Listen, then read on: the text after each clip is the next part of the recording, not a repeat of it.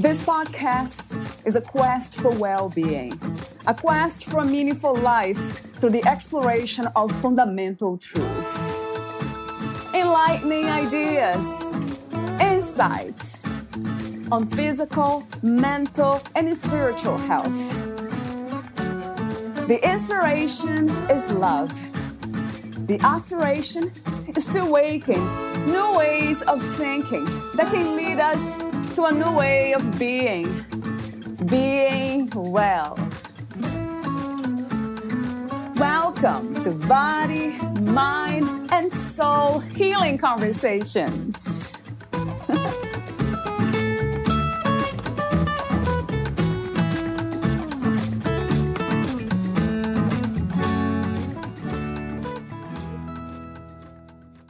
Mental health can be challenging.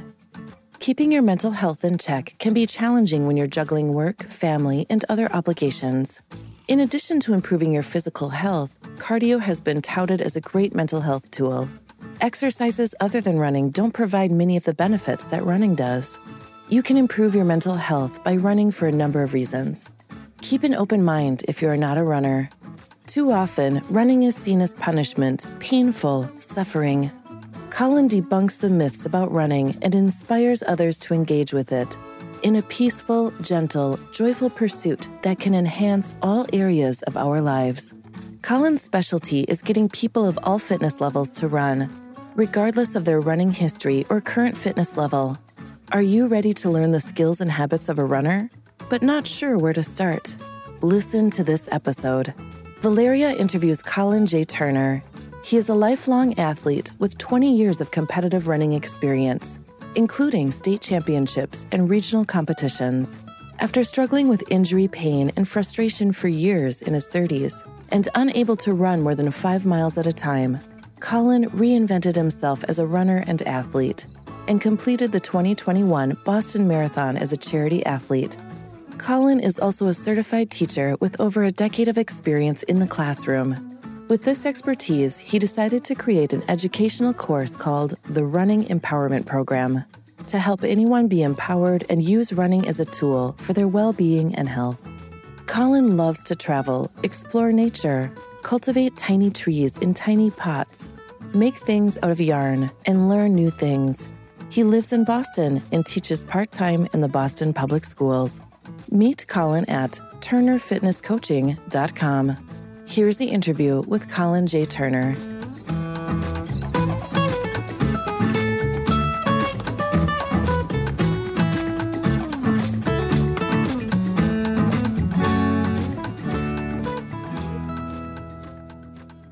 In your own words, who is Colin Turner? Let's see. Who I am is I'm an athlete. I'm a father of 2. I am someone who really wants to empower people. I think that's a core part of my identity, and what I've discovered is that who I am at my most fulfilled and my best self is when I'm working with someone to empower them to fulfill or accomplish what is important to them, what matters to them. I love that. And it seems like you already answered my question. I had a question in mind right away. Empower people. I mean, it's very inspiring. As you may know, that's why I do what I do. All this podcast, and everything I do has to do with that. So what is to feel empowered? What makes you feel empowered? Well, I think it's to draw a distinction between feeling empowered or, feeling helped or feeling like, or feeling, made to do something or forced or manipulated, I think are really different.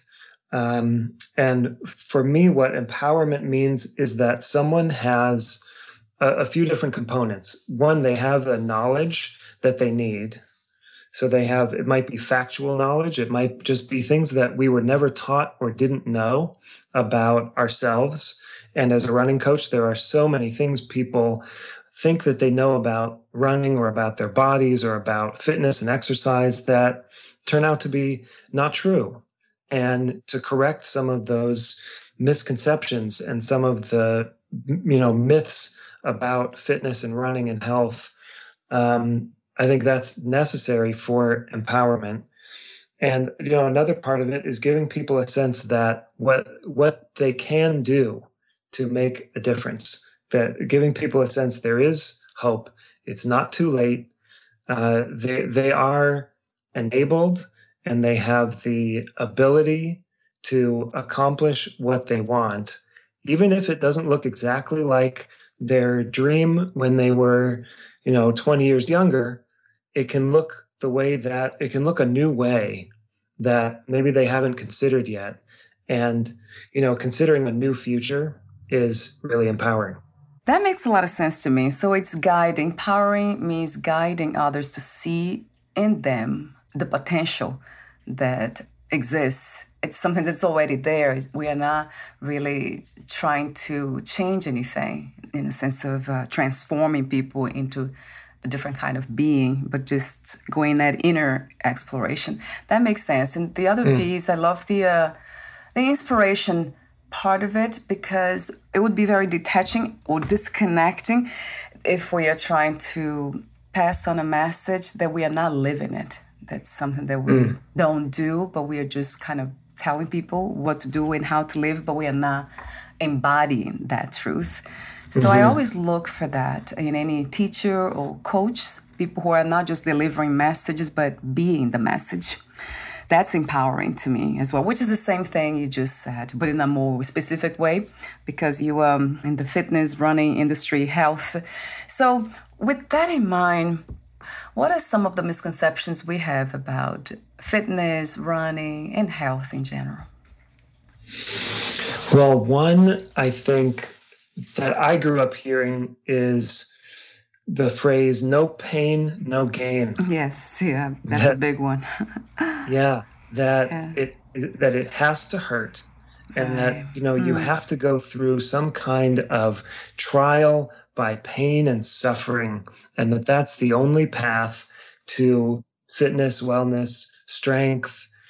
And that when you see people who are super fit and have a body that you want, we have some kind of an assumption that they must have gone through some horrible trial of pain. Yes. They tortured themselves by getting up at 4 a.m. and going to the gym.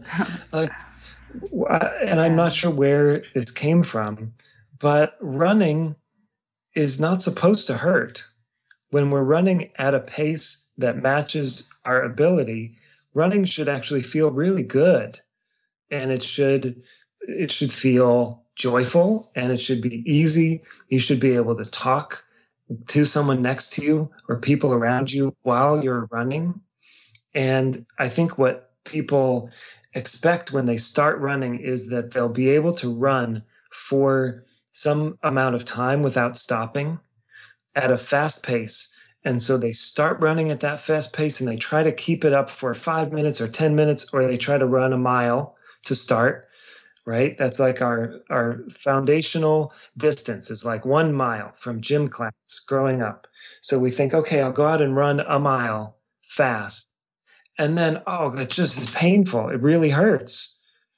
Because that expectation or that thought, okay, I'll just go run a mile in 8 minutes, is some kind of false idea that we have from childhood or from what we see on TV or the movies. And what most people don't realize is you need to start with walking, and then with maybe 30 seconds of light jogging, and then walk again for 5 minutes, and then do 30 more seconds of a light jog until it feels like you're a little winded, and then stop and walk some more. And your body will respond even to that easy level of effort. The body's just miraculous in its ability to respond to and change when we put some kind of exercise into it, when we move it. So people, I think, don't realize that you can get really fit and you can get in great walking and running shape by doing work that's easy and feels really good and is enjoyable. And I wish more people knew that. Yeah. So that sounds so true to me. Everything you say. I used to be a fitness trainer and a fitness competitor, and I remember trying so hard. But in my case, it was really lack of confidence, self-esteem, and so much trauma because I had a lot of trauma in childhood that I was carrying. And then I remember just kind of unloading all that with the weight room, weights, and doing all kinds of cardio activities to just reduce the emotional pain, really. That was my case. So do you also believe that that's the reason why some people, they just exaggerate or go to the extremes when it comes to running, emotional pain? Yeah, I do think so. I think some people, go out and run for their mental health. And sometimes that's a really positive inclination. And that's an urge to, get out and move and get the body going and the blood pumping and get out into nature. And sometimes I think, like anything, it can be taken to an extreme that's really unhealthy if they're not properly fueling, or if they're focusing too much on their weight and body composition and trying to run off lots of weight, or they're, putting too much stress and running too far or too fast. That's where runners end up getting hurt, and then they're not able to run. And, that it's something that I see all the time is runners who come to rely on running as a stress reliever and a mental health activity. But if they overdo it and then can't run, it really becomes a mental health crisis where they're not able to get that the endorphins and the good chemicals that we get from running, and go into a depression. And speaking from personal experience, it's happened to me more than once where I've gotten into a pattern of running, and I'm able to run 3, 4, 5 days a week, and I'm feeling great. And, I want to run faster. I want to run like I did in my 20s. I want to be fast again. So I push it, and I push past a warning signal. My body tries to tell me to slow down or to take a rest day. I don't listen. And so I push past it. And then I end up having to take 6 or 8 weeks off. And boy, those 6 or 8 weeks, I am not my best self. I'm impatient. I'm irritable. Symptoms of depression and anxiety come back, and it can be really devastating. It's really balance, isn't it, Colin? Finding balance and becoming more self-aware, of course, and being willing to do the work, because it's not easy to kind of have this, I would say, live life in harmony, really. And I know it's not easy because I tend sometimes to kind of sit around too much, working and all that, or sometimes work out too much to do the extremes. Oh, gosh. How did you become a runner? Well, I quit the soccer team and joined the track team my first year of high school. I was a soccer player all through middle school and before in elementary school. And I got to high school. I was so excited to join the high school soccer team and play in the big, high school, stadiums and travel around to other schools. But I got onto the team, and there was a culture there of hazing and of shame and embarrassing all the freshmen.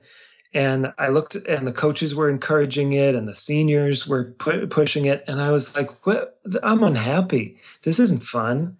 I thought I'd be part of a team where we have each other's backs. It was really a toxic environment. And I thought, you know what?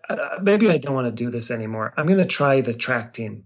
And if, I'll go back to soccer in the fall, but I'll try out track in the spring, just to see if it's any better. And I got to the track team. I had this extraordinary coach. His name was Coach Claude Holland. And he had the opposite culture of the soccer team, where all of the seniors were tasked with welcoming and making sure that the newer and younger athletes on the team knew the routines, that they knew each other, that they had a good experience, and they felt welcomed. And I was like, oh, this is where I belong. This is where I should be. So I switched. I ran cross country that fall, and then track and cross country every year through high school and through college. And it is the greatest experience. Being on those teams is one of the great experiences of my life. Wow. Yes, I'm listening to you, and I see that you still remember the name of the coach. Yes. That's the impact he had in your life. That has everything to do with relationships.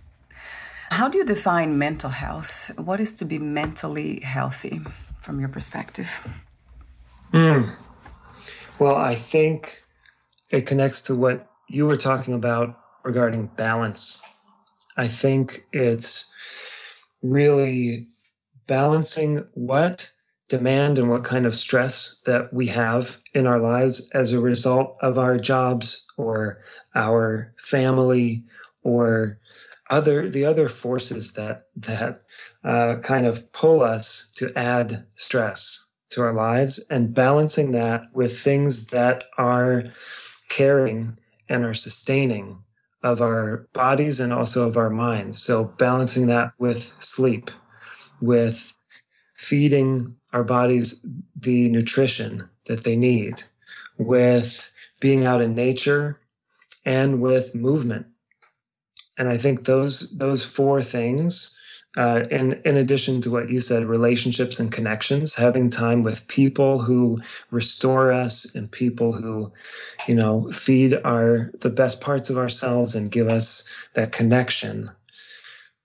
Those things, we have to have balance between those and between the things we have to do, that, or even the things that we're called to do. Sometimes even a career that's a calling, and that's not just a job you go to, but a profession.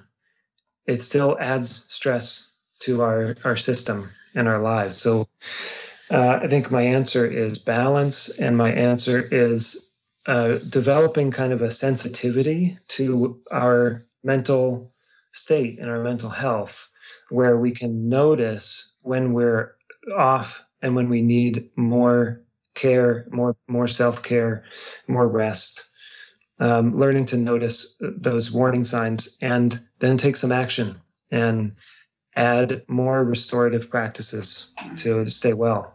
Yes. Would that be also, would you call that self-love, practices of self-love? Yeah, absolutely. Yeah, definitely. They're all connected. And do you actually differentiate or make the distinction between self-love and self-care, Colin? Or they are one and the same? I think that self-care is an action.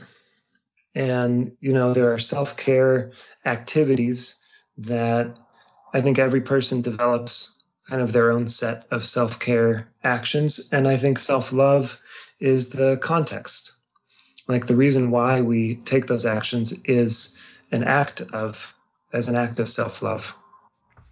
That makes sense. Like the why that some people call it value, belief systems, although I try not to kind of repeat that too much. I don't like believing in anything, but just going through experience, just experiencing, from that creating the wise response to the future actions. I want to go back to the topic of stress. So I know you mentioned sleep, exercise, all that. It sounds to me in order to find balance, so we engage in these healthy activities. But what is the main cause of stress for most of us? What would you say?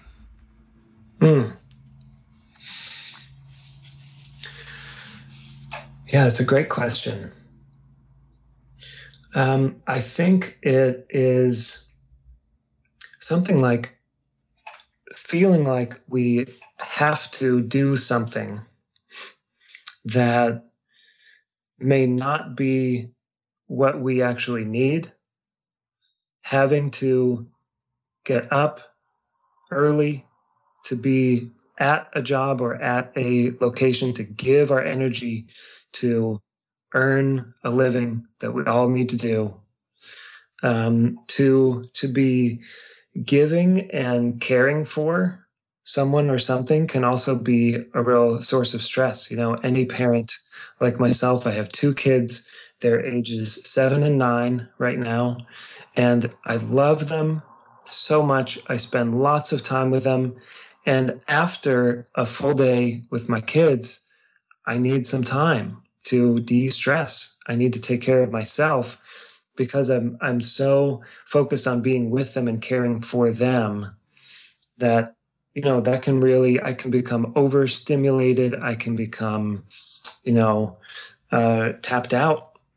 And I know that I need to put in time to take care of myself, or I can't be the parent that I want to be the next day. Yeah. I just paused here for a moment, thinking about what he said. Yeah, having to do something. I kind of merge what I do. I know a lot of times I have a hard time being on time. I don't know what that is exactly. It seems like I need to investigate what that is. I do a lot of spiritual practices, so I practice being in the moment, and I lose track of time a lot of times. I just don't have a very good sense. I don't drive either, so I don't have a good sense of time and space.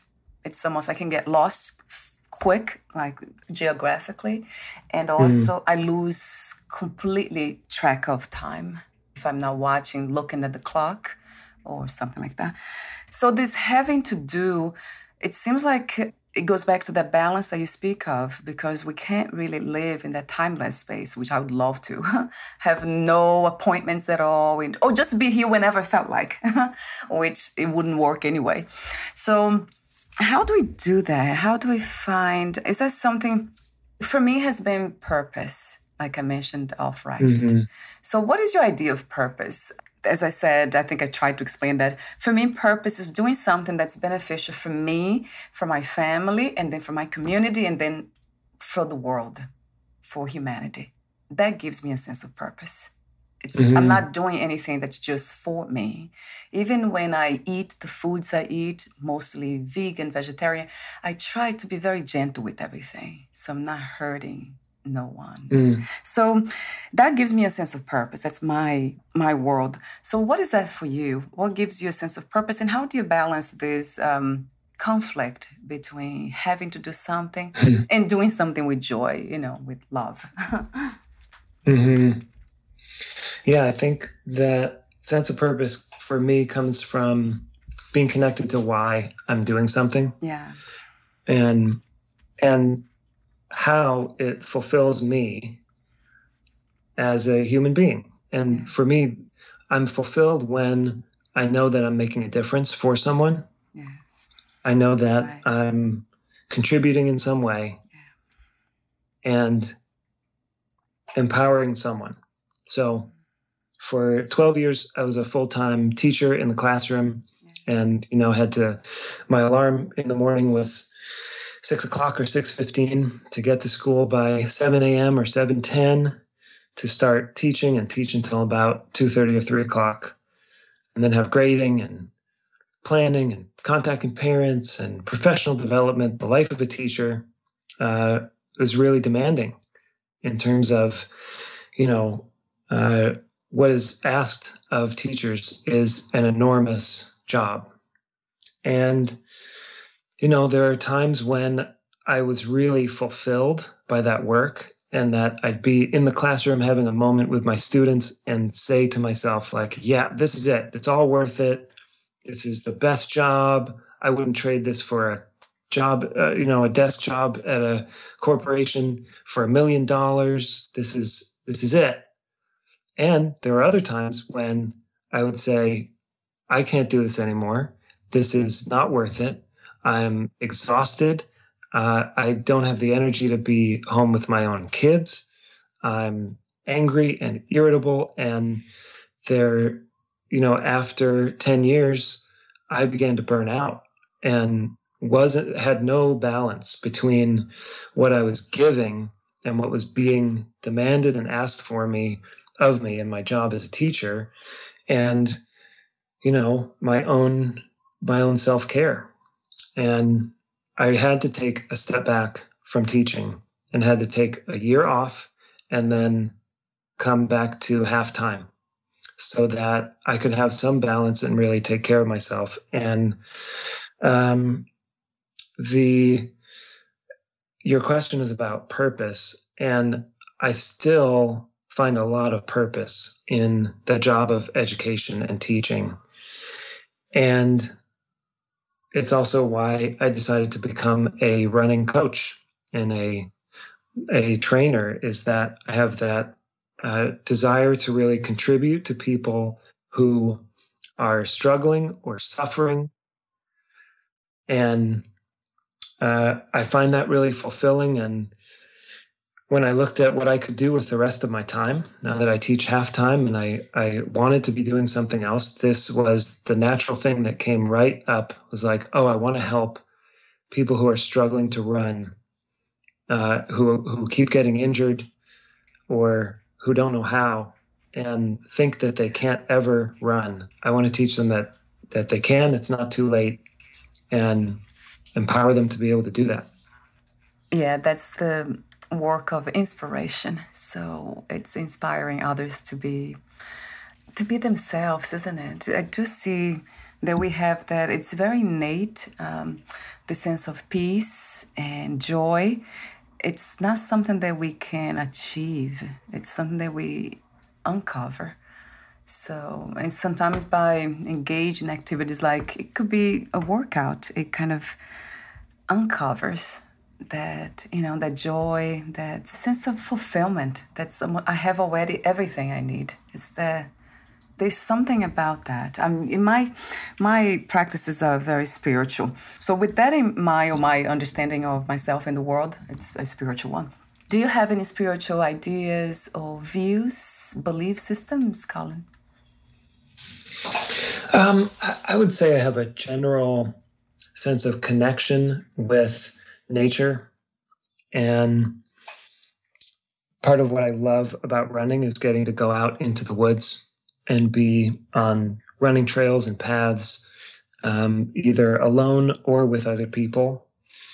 And that's a place where I really find some connection with something greater than myself. And the other place is in connection with other people, in my loving relationships with my kids, with romantic partners, with my parents and my family. I find a real a sense of spirituality when we're connected, and when we sit around the table and look at each other and have a moment where we go like, wow, this is really special. We're really lucky to have each other and to be here right now in this moment sharing this together. Wow, I love that. Yes, it's a huge part of any spiritual practice. It's relational, so relationships, right? It's powerful. In spirituality, to me, it's really the uncovering of who we are and of what we are, in the sense of when you speak of nature, is that sense of peace. That's what I see in nature. We are nature too. We are not separate from it. So when we go within ourselves in meditation, we stay quiet for a while, then we kind of reconnect with the nature within, and it feels so good. And then we find peace again that never left us, really. So that's what I call spirituality, really. It's not a philosophy, although it sounds like it. It could be interpreted as a philosophy, but it's very real, very, very tangible. Talk to me about the course. I went to your website and I see that you have the Running Empowerment Program, REP. So talk to me about that. Well, this is what I created when I sat down and thought, okay, how do I address this problem among runners and among people in general who we get to a certain age, somewhere around 30 or 40, sometimes 50 years old, and we want to be able to accomplish some kind of a goal. So, and for some people, that's like run a marathon. They have like something in mind, like I want to run a marathon for a charity or just for my own personal satisfaction and accomplishment. And for other people, the goal is much different. And it's like, I want to be able to run around with my kids or my grandkids and be active in their lives, keep up with them, be able to carry them up and down stairs easily, be able to, meet the demands of parenthood or grandparenthood. And along with that desire that they have some goal or desire they really want, and they have a barrier to that, which is either the beliefs they have built up about how hard it is and how painful it is to be in that kind of shape, or they try it and get hurt, have some persistent injury that keeps coming back again and again, and they give up.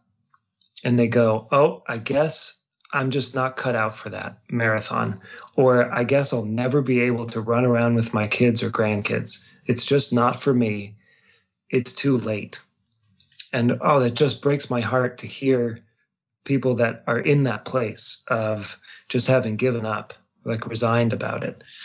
So I said, okay, what kind of education or coaching or program would I need to create to take somebody from having that desire, but also being having those barriers and being feeling like they can't, or like the mountain is too high and it's too hard, and take them to a place where they actually have the tools, they have the knowledge, they have a skill, and they have a mindset that it is possible, that it's not as hard as they think, and that there is an answer to why do I keep getting injured in this one place? And there is an answer to, where do I start? If I want to go from where I am now to where I want to be, where do I start and what do I do?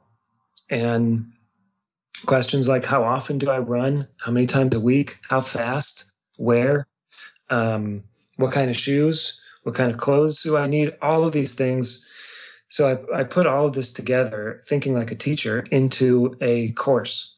And I set the course at 12 weeks long, knowing that that's probably the minimum amount of time that people can see a real tangible gain in their fitness, in their aerobic fitness.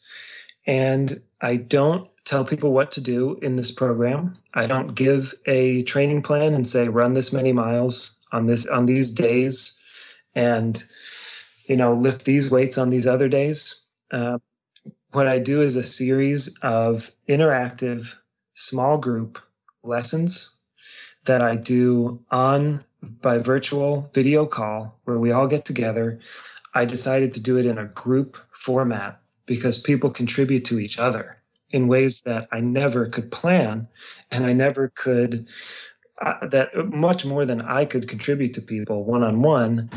When I put people in small groups, they just come up with the most extraordinary ways to support each other, hold each other accountable in a positive way. And we create kind of this group identity over these 12 weeks. It's fun, much more fun than me doing it one-on-one with people. I made it a progressive course that starts with really the basics and goes all the way up through. By the end of the course, people know how to create their own running plan for any kind of race or challenge that they might want to do. They know the principles of how to warm up and how to cool down, and they know how fast to run and how many days a week to run. And I go through and give them the knowledge and the skills and practice it with them over these 12 weeks. So by the end of it, they're able to plan their own fitness and their own running. And then I release them off into their lives. And the most wonderful thing is when I hear back from someone. I just heard back from someone who did my course a year and a half, almost 2 years ago. And we interacted about something else. We found each other on Facebook, and I asked him how he was doing. He said, "Oh, I'm doing great. My self-care practice is really excellent now. I'm running. I'm doing something every day, and it's just been great since your program. I've really known how to do it so that I don't get hurt, and I'm doing great." I was like, "Wow, that's amazing." Even after a year and a half, he's using everything that he learned in that course to keep himself well and to keep in the shape that he wants to be in. And so that's the goal of the program, is to leave people like that empowered. That's beautiful, though. I love your intention, of course, and the impact that it has had. There's nothing more beautiful than that when I think about it. People helping one another to become happier, lighter, have more fun with this experience. Because in the end, it seems like it goes back to that. I wish I had more fun and I enjoyed life more. So, technical question, is running for everyone at any age, or what are the limits, Colin? I really think it can be. And I think that for some people, walking is where they need to start. And that for some people, jumping right to running a mile, like we talked about, isn't a good idea. And it really depends on people's age and level of fitness and, previous injury history. And I always cover that with people at the beginning and meet people with wherever they are at. There's a place that they can start. There's always a ramp onto where they can begin to move. And sometimes for people that's walking, and I want them to walk 30 minutes at a time, 3 days a week. And that's where they start.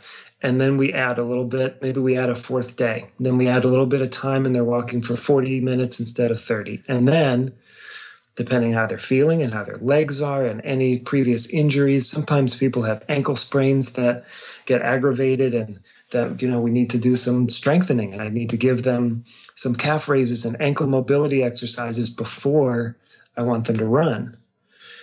And then eventually, if they want to, and that's a goal that they have, and they have that desire, we'll start running 30 seconds. And then up that maybe to a minute with 4 minutes of walking, and then 1 minute of running, and then slowly build over a course of weeks. And I think that's another misconception is people think, oh, okay, there's a 5K, it's 6 weeks away. I haven't run in 10 years. Let me just sign up for that 5K. I can do it. Yeah, you can do it in the short term. But if you're thinking like I am thinking in the long term, as in like 40 or 50 year long term, it's not sustainable. And then when someone trains, for something short term like that too hard, it's painful. The experience is miserable, and they think, I hate running. I'm not doing that again. So the misconception is really just how much time it takes. It can take months for someone to be ready to run for 20 minutes without stopping. And we say we have this view, kind of like the shortcut culture, like, we'll whip you up into shape and do a boot camp and get you in shape in 6 or 8 weeks.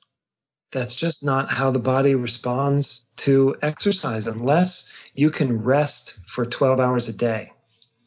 And you have a perfectly designed nutrition. You can sleep 8 to 10 hours a night. You don't have a job or kids. Then maybe you could train for 4 hours a day, rest for 16 hours a day, and get in incredible shape in 8 weeks.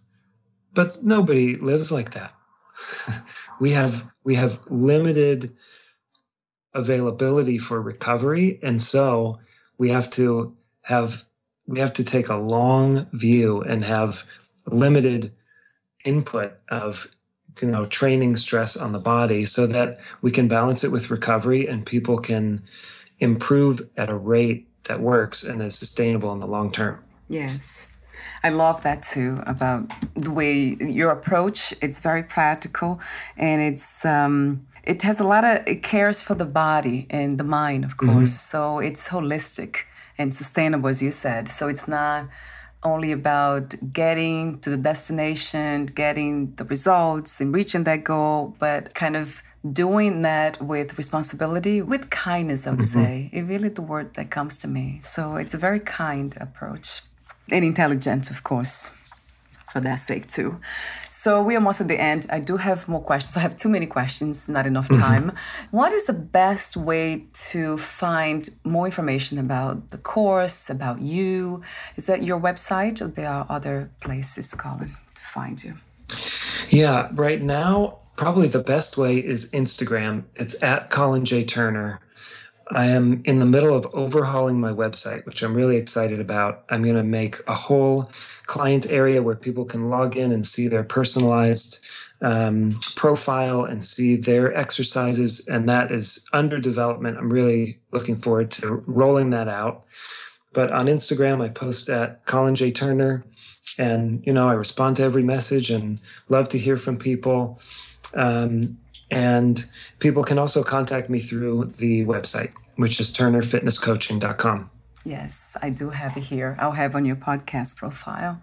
I love the way you say that.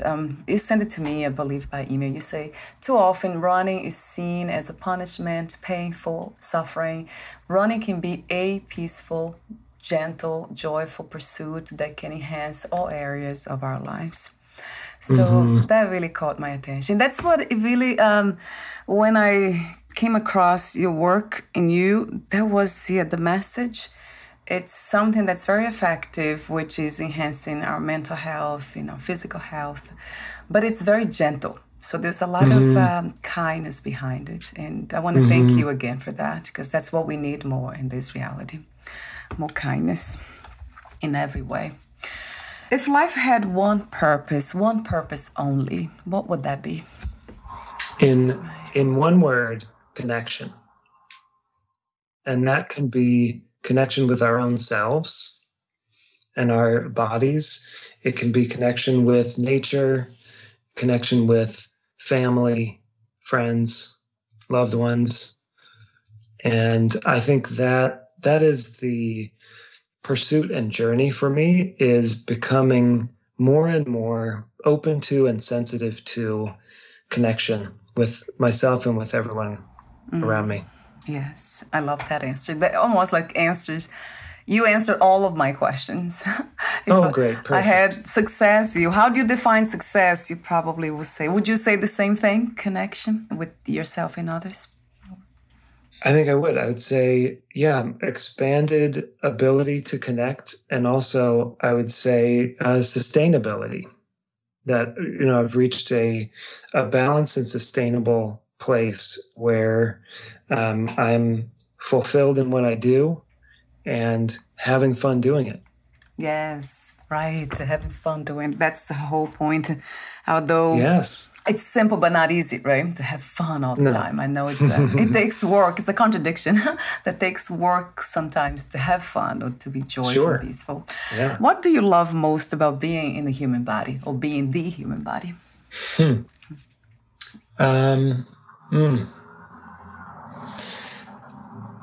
I would say the body's capacity to recover and heal is really incredible and extraordinary. And it's not just that when we put some kind of stress or exercise on the body, it doesn't just recover to the same level that we were at. It actually recovers to be stronger and more capable and more have more fitness than before. And if you think about it, that's just incredible.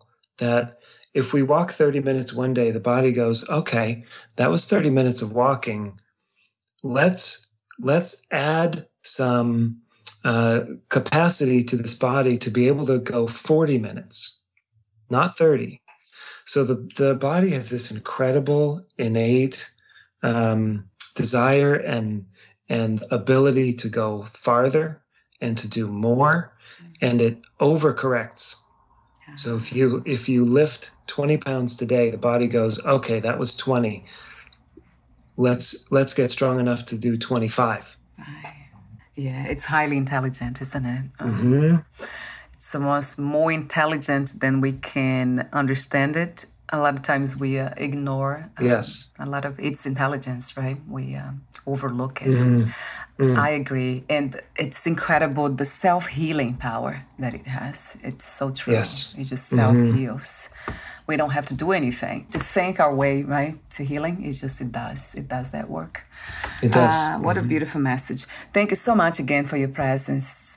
today on this podcast, also for our connection, our meaningful connection, and everything else in between. I love what you do and how you do it.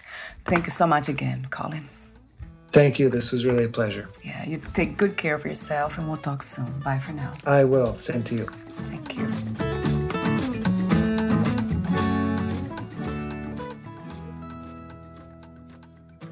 Thank you for listening. To learn more about Colin J. Turner and his work, please visit turnerfitnesscoaching.com.